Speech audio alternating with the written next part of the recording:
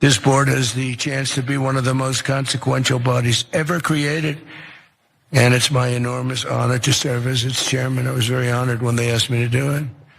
We had an idea to do it, and then they came, they said, you be the chairman. Yeah, I had an idea and then they came, but like, who are they? You had the idea. How did they exist for you to be chosen without you knowing? That doesn't make any sense. It's like I always felt about the Bible that like they leave the Garden of Eden and then they go out and there's like a city. And I'm like, wait a second. I thought you were the first people. This story isn't adding up, Trump. But as surprised as he is pretending to be about being chosen as the chairman of the Board of Peace, I was surprised at some of the new details that are coming out about it. Everything we've already known, super suspicious, but more and more is coming out. There are still a few key details that I really want to discover the truth to, but here's what we know so far.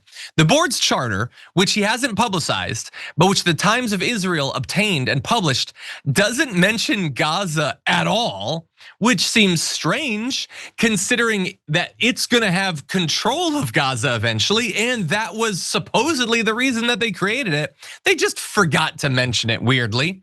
Now, the members of the board will consist of whichever heads of state the chairman, Donald Trump, chooses to invite. Their terms of membership will last 3 years unless they pay the board $1 billion, which we've known, which would buy them lifetime tenure. Now, there are a lot of additional details that have come out. You know what hasn't come out? Where that money will go. There's literally no details, including in that charter, about where that money goes and who controls it. I mean, we all know exactly where it's going and we know who's gonna control it.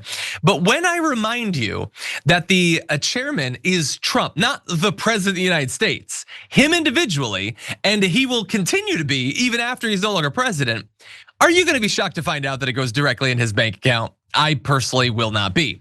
Now, the board is gonna decide policies and declare resolutions by majority vote, but the chairman, Trump, gets veto power, like singularly veto power over all of it. He can also initiate measures unilaterally, like he doesn't need anyone else to be on board. He can eject members, I guess even if they paid the $1 billion, and he gets to choose his own successor. It's not even like he starts it off, but then eventually there's a vote.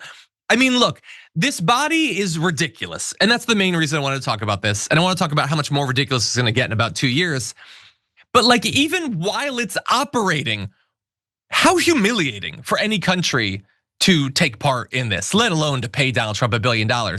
It's utterly meaningless. There's no enforcement mechanism for literally any of this. Every one of the countries that's on that board is also on the UN. So what are they gonna do if they decide to do something that the UN has voted against?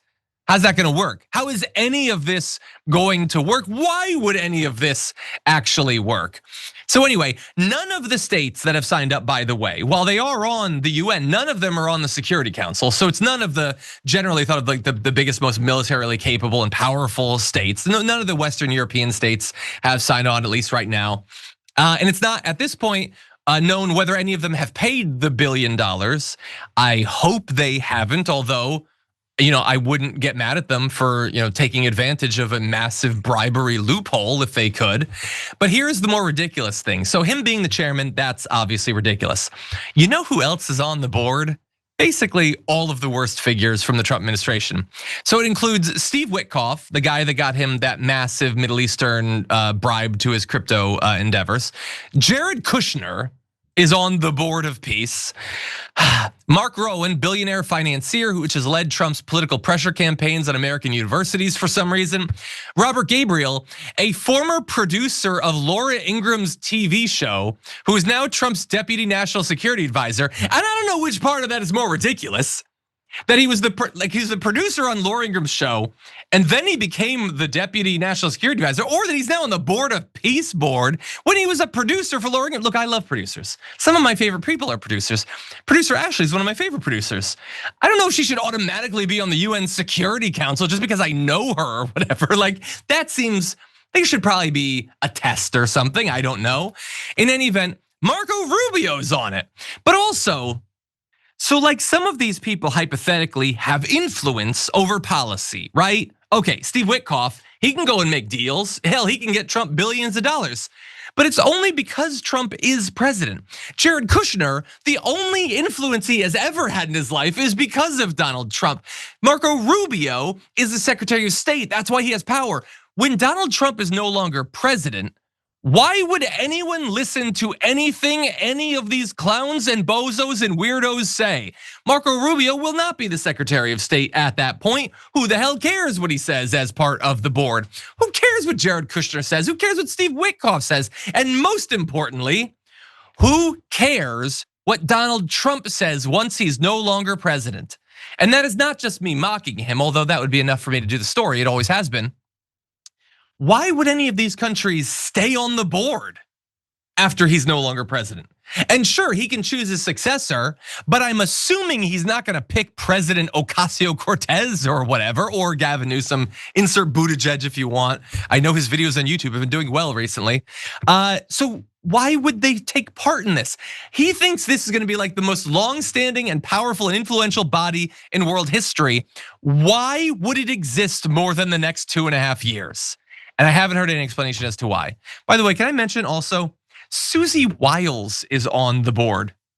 His chief of staff, the woman from Vanity Fair. We'll show that picture later on the show. He's on it. Martin Edelman, a New York-based real estate lawyer. What? Look, there's a lot of stuff that goes on every day, and I'll end on this. That's utterly nonsensical, doesn't make any sense, and I don't know how to follow it. This might be the strangest thing because I feel like he's setting up a reality show. Like this doesn't feel real to me. This feels, and I haven't really heard any senators say anything about it. There's nothing being done to stop the money from going right to Donald Trump. Nobody seems to be taking it seriously. Maybe they're hoping that if they don't talk about it, he'll just forget about it. And maybe that's a good strategy. But this seems like all it is a massive source of bribes. When your company is growing fast, damage control is essential, especially in order fulfillment. Before ShipStation, we'd spend hours tracking orders and following up with customers. Now, our team has cut that time in half. With ShipStation, you can basically let your shipping go on autopilot because it's just that easy now. The problem is usually too many disconnected tools.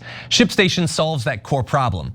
It's an intelligence-driven platform that brings order management, rate shopping, inventory, returns, and analytics all into one place. Connect to over 200 sales channels. And instead of 5 to 7 confusing apps, you've got just one command center. And here's the best feature. It compares rates from USPS, UPS, and FedEx, including your negotiated discounts, to find the best option for every order with savings up to 90% off. Already have carrier rates? Bring them. Keep your discounts and add ShipStation's automation. Set up rules once and ShipStation picks the best carrier, finds the best rate, prints labels in bulk, and even sends tracking updates. Those tracking updates alone cut customer service inquiries by 12%. Plus, their returns management and analytics show you exactly what's coming back and where you can optimize. Try ShipStation free for 60 days with full access to all features, no credit card needed.